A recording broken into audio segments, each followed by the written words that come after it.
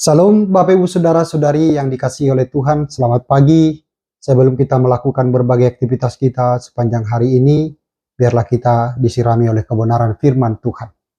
Kita berdoa. Kasih karunia dan damai sejahtera dari Allah Bapa dan anaknya Tuhan Yesus Kristus, kiranya menyertaimu sekalian. Amin. Saudara-saudari, firman Tuhan yang menjadi renungan harian Bohal Sedarion tertulis dalam Habakuk pasal yang ketiga ayat yang ke-19 demikian. Allah Tuhanku itu kekuatanku. Ia membuat kakiku seperti kaki rusa. Ia membiarkan aku berjejak di bukit-bukitku. Demikian firman Tuhan. Saudara-saudari, pernahkah Anda merasa bahwa Tuhan itu seperti atau seolah-olah diam saja? Dia seolah-olah tidak peduli dalam situasi sulit yang sedang kita alami. Jikalau kita menyaksikan kehidupan kita, bahwa orang-orang yang benar, orang-orang yang serius itu, dan yang senantiasa berusaha jujur mengalami kesulitan, tapi di sisi lain ada orang-orang fasik, orang-orang yang tidak peduli, tapi seolah-olah hidupnya begitu damai dan sejahtera. Maka selalu muncul pertanyaan di dalam pikiran kita. Mengapa Tuhan diam? Dan mengapa Tuhan membiarkan mereka melakukan itu? Mengapa Tuhan dalam keadilannya tidak langsung menghukum mereka? Kesulitan seperti itulah yang dialami pada awalnya oleh Habakuk. Dia merasa bahwa Tuhan itu seolah-olah diam saja. Tuhan itu seolah-olah tidak peduli, bahkan tutup mata dalam kesulitan yang sedang dialami oleh Habakuk dan umat Israel. Karena dia menyaksikan bagaimana orang-orang fasik itu menindas orang-orang yang benar.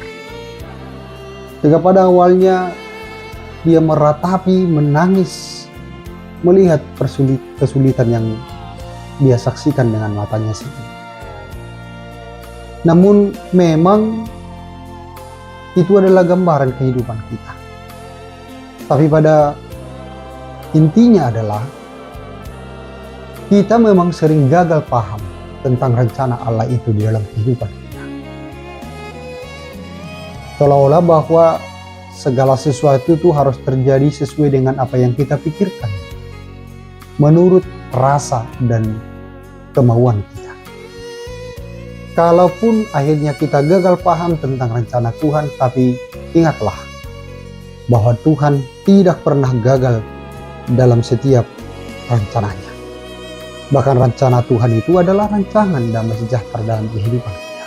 Itu yang dikatakan dalam firman Tuhan.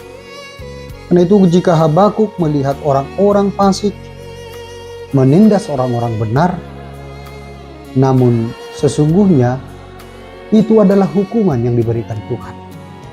Kalau orang fasik itu dibiarkan Tuhan semakin melakukan kejahatan, mereka merajalela melakukan pelanggaran-pelanggaran, dan Tuhan seolah-olah diam dan tidak mau bertindak dengan itu, sesungguhnya itu adalah hukuman. Kalau Tuhan tidak menegur kita lagi, mengingatkan kita lagi dalam keberdosaan kita, maka kita hanya menunggu hukuman, bahkan malapetaka dalam kehidupan kita. Bukankah itu gambaran dari kehidupan kemanusiaan kita?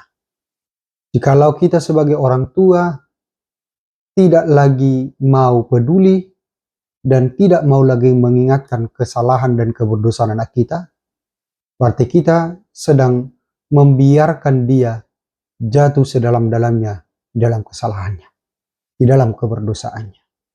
Tetapi jika kita masih cinta, tentu dalam setiap kesalahan-kesalahan anak-anak kita akan berusaha menegur dia, bahkan menghajar dia, supaya dia kembali bertobat melakukan kesalahan-kesalahan itu.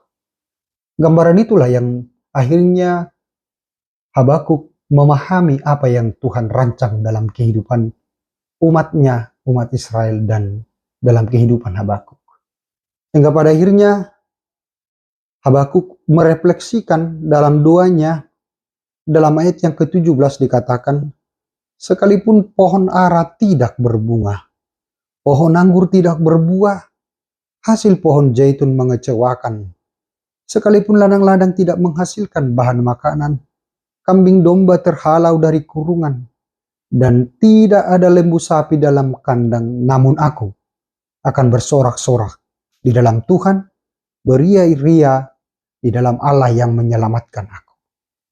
Akhirnya Habakuk dibaharui oleh Tuhan untuk melihat bagaimana rancangan Tuhan itu betul-betul rancangan damai sejahtera. Sehingga kalaupun pohon ara, pohon zaitun, pohon anggur, kambing domba tidak ada lagi pada kandangnya, artinya semuanya hilang. Apa yang dia pegang selama ini, apa yang menurut dia menjadi kebutuhan secara fisiknya itu pun tidak tersedia, tapi itu tidak menghalangi dia untuk bersuka cita dan beria-ria di dalam Tuhan.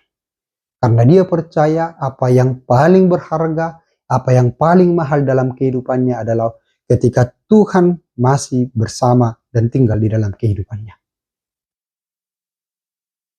Refleksi inilah yang harus kita pegang dalam masa-masa sulit yang sedang kita alami, dalam pergumulan-pergumulan yang boleh datang ke dalam kehidupan kita. Tapi kita percaya selama Tuhan, selama kasih-Nya masih menemani kehidupan kita, maka kegagalan-kegagalan, kehilangan-kehilangan yang kita alami itu tidak sanggup untuk menghalangi kita untuk bersuka cita dan bersyukur dalam Tuhan. Karena itu jugalah yang kita pahami sebagaimana Yesus sudah anugerahkan dalam kehidupan kita. Bahwa anugerah yang paling terindah dalam kehidupan kita adalah keselamatan dan kehidupan yang kekal. Yang dianugerahkan oleh Tuhan lewat pengorbanan Yesus Kristus di kayu salib. Maka tidak ada yang paling berharga dalam kehidupan kita dibanding dengan keselamatan dan kehidupan yang kekal itu. Kita boleh terbatas dalam segala hal. Kita mungkin mengalami keterbatasan dalam fisik, dalam kesehatan, dalam ekonomi, dalam berpikir, dan dalam segala hal apapun itu. Tapi sepanjang kita masih dikasihi oleh Tuhan, sepanjang kita masih ada dalam dekapan kasih Tuhan, maka semua itu tidak akan menahan kita untuk bersuka cita dalam kehidupan kita. Bahkan sebaliknya, jika kita memiliki segala sesuatu, memiliki kelimpahan, tetapi jika kasih Tuhan tidak bersama dengan kita, maka itu semua tidak akan mampu membuat kita bersuka cita dan beria-ria dalam Tuhan. Maka poinnya adalah, yang paling utama adalah kita mampu melihat rancangan Tuhan yang senantiasa memberkati kehidupan kita, sehingga apapun yang kita alami hari ini, kita boleh menyatakan bahwa Tuhan besertaku, Tuhan melindungiku, sehingga oleh karena pemahaman itulah kita boleh bersuka cita dan beria-ria seperti yang dikatakan oleh Habakuk ini. Dan itu Allahku, Tuhanku itu kekuatanku. Ia membuat kakiku seperti kaki rusa. Ia membiarkan aku berjejak di bukit-bukitku. Itulah nyanyian kita, itulah ratapan kita, itulah doa-doa kita di dalam kehidupan kita sepanjang satu hari ini. Karena kita percaya Tuhan itu adalah kekuatan kita, dan perlindungan daripada Tuhan itu senantiasa memberi semangat yang baru dalam kehidupan kita. Selamat berkarya untuk sepanjang hari ini. Tuhan Yesus memberkati. Amin. Kita berdoa.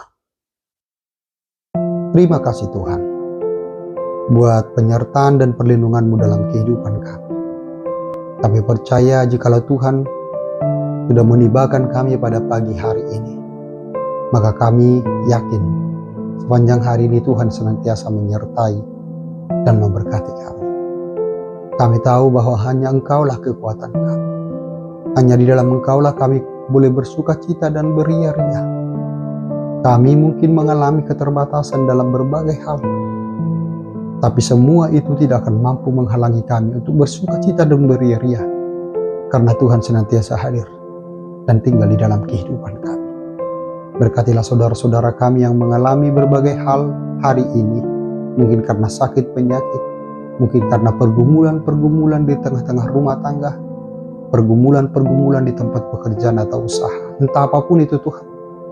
Biarlah kekuatannya hanya daripada Tuhan, dan biarlah penyertaan Tuhan yang menaungi kehidupan mereka, sehingga mereka setinggal dan hanya berharap kepada Tuhan. Biarlah kiranya penyertaan Tuhan yang menyertai kami sepanjang satu hari ini, hingga segala sesuatu yang akan kami kerjakan hari ini menjadi sukacita bagi kehidupan kami dan menjadi kemuliaan bagi nama-Mu. Dalam Kristus Yesus Tuhan dan Juru Selamat kami memohon ampun atas setiap dosa dan kesalahan kami. Amin.